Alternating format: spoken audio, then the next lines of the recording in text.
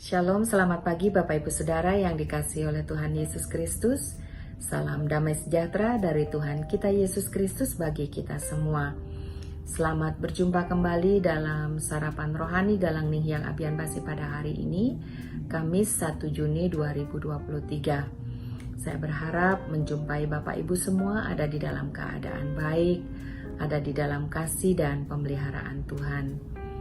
Sebelum kita bersama-sama akan melanjutkan kembali apa yang menjadi tugas dan tanggung jawab kita yang Tuhan sudah percayakan kepada kita masing-masing, mari kita bersama-sama mendasarinya dengan membaca dan merenungkan firman Tuhan. Namun sebelumnya, mari kita datang kepada Tuhan, kita mohon pertolongan Tuhan. Mari kita berdoa. Ya Tuhan Allah Bapa kami yang di surga, Bapa di dalam Tuhan kami Yesus Kristus, Bapa yang baik, Bapa yang mengasihi kami. Kami mengucap syukur Bapa karena kami boleh ada sampai pada saat ini. Semua karena kasih, anugerah, dan kemurahan Tuhan. Terima kasih buat istirahat yang baik pada malam yang lalu. Bahkan ketika kami tidak tahu apa-apa Tuhan, Engkau tetap menjaga, memelihara, melindungi, dan memberkati kami. Dan Engkau membangunkan kami kembali pada pagi hari ini dengan kekuatan dan kesehatan yang baru. Kami boleh menjumpai hari Tuhan yang baru. Udara yang segar, cuaca yang cerah. Terima kasih Bapa. Kami hendak melanjutkan kembali apa yang menjadi tugas dan tanggung jawab kami hari ini yang Tuhan percayakan kepada kami. Namun sebelumnya Tuhan, kami rindu mendasarinya dengan membaca dan merenungkan firman Tuhan. Kami mengundang kuasa Roh Kudus-Mu berkuasa atas kami semua, sehingga benar Tuhan, hikmat, pengertian yang daripadamu akan menyertai kami semua, sehingga kami boleh mengerti firman Tuhan dengan benar, lalu kami dapat melakukannya di dalam kehidupan kami. Terima kasih Bapa di surga, berfirmanlah kepada kami. Kami membuka hati kami untuk firman-Mu. Di dalam nama Tuhan kami Yesus Kristus, Allah kami yang hidup, kami berdoa. Amin. Bapak Ibu yang dikasihi oleh Tuhan, firman Tuhan yang tersedia bagi kita pada hari ini diambil dari dua bacaan. Yang pertama yaitu Yesaya 25 ayat 8. Lalu yang kedua Filipi 3 ayat 10 dan 11. Saya akan membacakannya bagi kita semua. Yesaya 25 ayat 8. Ia akan meniadakan maut untuk seterusnya, dan Tuhan Allah akan menghapuskan air mata daripada segala muka, dan aib umatnya akan dijauhkannya dari seluruh bumi, sebab Tuhan telah mengatakannya. Filipi 3 ayat 10 dan 11. Yang ku kehendaki ialah mengenal Dia dan kuasa kebangkitannya dan persekutuan dalam penderitaannya, di mana aku menjadi serupa dengan Dia dalam kematiannya, supaya aku akhirnya beroleh kebangkitan dari antara orang mati. Renungan kita pada hari ini diberi judul Dia Maha Kuasa. Bapak Ibu Saudara yang dikasihi Tuhan, apakah kita percaya bahwa Tuhan Allah adalah Maha Kuasa? Kita sering menyanyikan lagu Allah kuasa melakukan segala perkara, Allahku Maha Kuasa. Dia ciptakan seisi dunia, atur segala masa, Allahku Maha Kuasa. Apakah kita percaya seperti lagu yang kita nyanyikan, Allah kuasa melakukan segala perkara? Allah Maha Kuasa.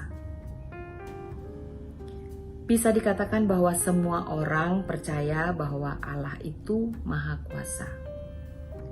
Namun, tidak semua orang mempraktekkan kepercayaan tersebut di dalam kehidupan.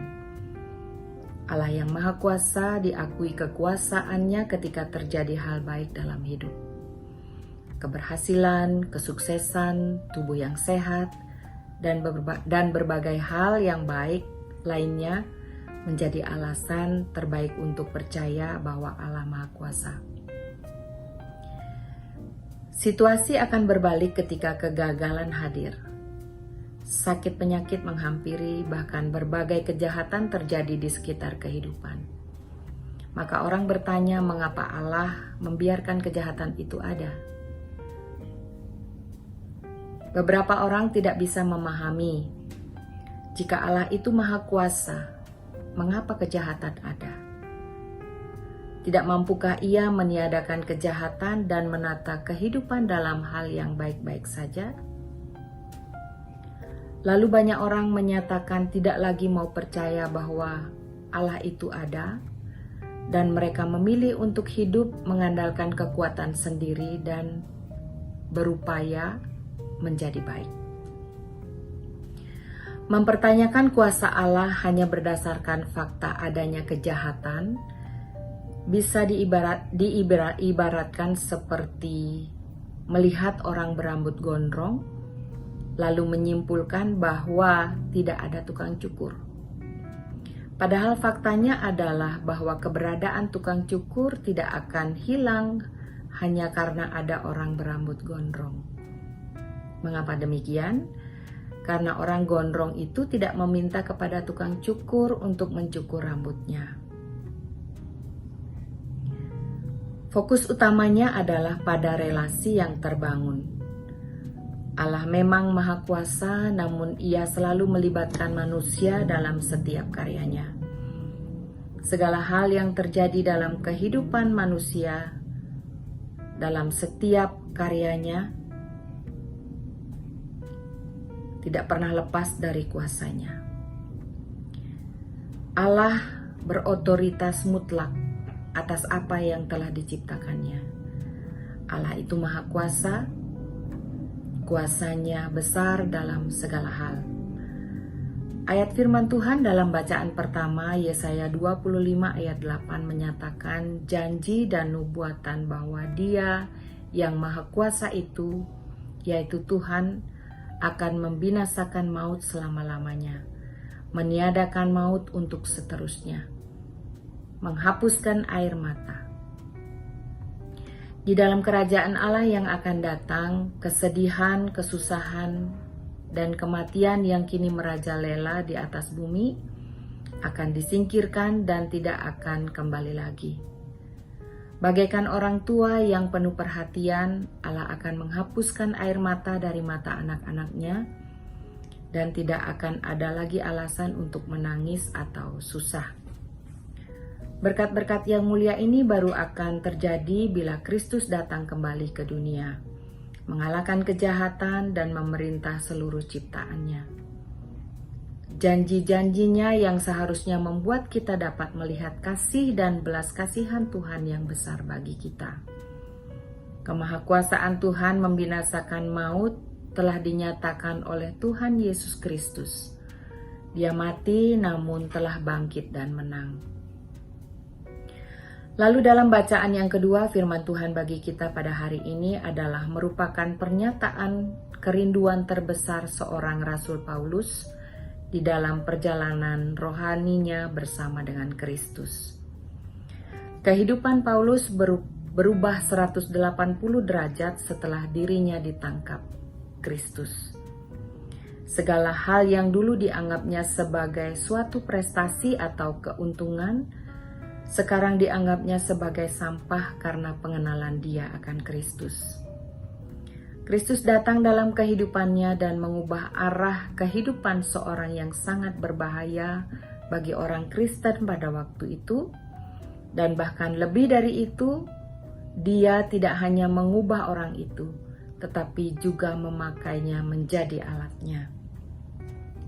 Kehidupan Paulus mengalami transformasi batiniah yang begitu dalam, membangkitkan kerinduan, kemauan untuk lebih mengenal akan Kristus dan mengalami kemahakuasaannya. Ayat-ayat ini memperlihatkan bagaimana hati Rasul Paulus dan hakikat kekristenan. Kerinduan Paulus mengenal Kristus dan mengalami persekutuan pribadi dan keakraban dengan Dia secara lebih erat.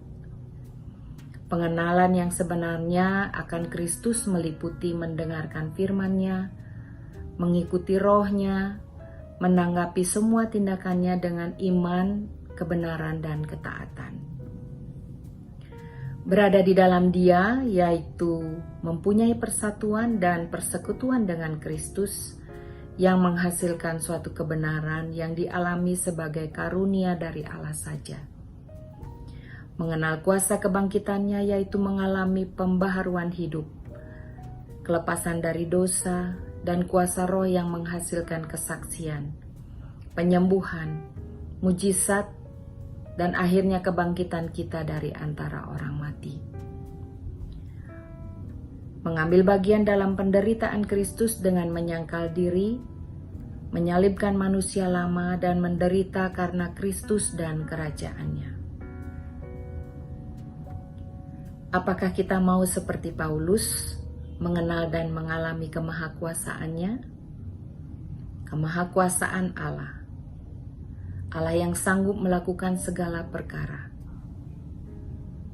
Tidak ada yang mustahil bagi Dia. Ia ingin kita terlibat dalam setiap karya-karyanya.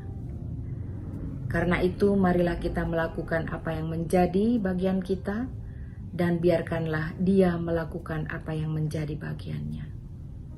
Tetap percaya dan berpengharapan bahwa Allah Maha Kuasa.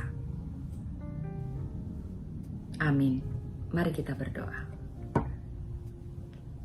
Ya Allah, Bapa kami yang di surga, Allah yang Maha Kasih, Allah yang Maha Kuasa. Terima kasih Bapa atas firman-Mu yang boleh menyapa kami. Kiranya firman-Mu ini boleh menguatkan setiap kami untuk kami dapat melakukan apa yang menjadi tugas dan tanggung jawab kami hari ini. Kami boleh selalu percaya, kami boleh selalu berpengharapan bahwa Engkau Allah yang Maha Kuasa. Engkau Allah yang sanggup melakukan segala perkara. Bapa di surga, pada pagi hari ini, kami mau berdoa bagi saudara-saudara kami yang mengalami kelemahan tubuh, yang mengalami sakit penyakit, yang ada di dalam beban berat, yang ada di dalam kekecewaan, bahkan beban-beban yang lain yang mereka rasakan Tuhan. Kami percaya Engkau Allah yang Maha Kuasa, Allah yang sanggup mengatasi setiap persoalan hidup kami. Biarlah Tuhan akan mengulurkan tangan pengasihan-Mu bagi kami semua, bagi saudara-saudara kami yang mengalami penderitaan. Tolonglah kami semua Tuhan agar kami dapat hidup di dalam pengharapan kami kepada Kristus. Dan kami menyerahkan hari ini Tuhan di dalam pertolongan kasih Allah, untuk kami dapat melalui hari ini bersama-sama dengan Tuhan, di dalam kekuatan yang datangnya daripada Tuhan. Inilah doa kami Tuhan, kami menyerahkan hidup kami di dalam nama Tuhan kami, Yesus Kristus. Haleluya, amin. Bapak Ibu Saudara, selamat beraktivitas di dalam kerja dan karya kita hari ini. Ingatlah bahwa Tuhan Maha Kuasa, kita boleh berpengharapan dan tetap percaya bahwa Allah sanggup melakukan segala perkara. Shalom.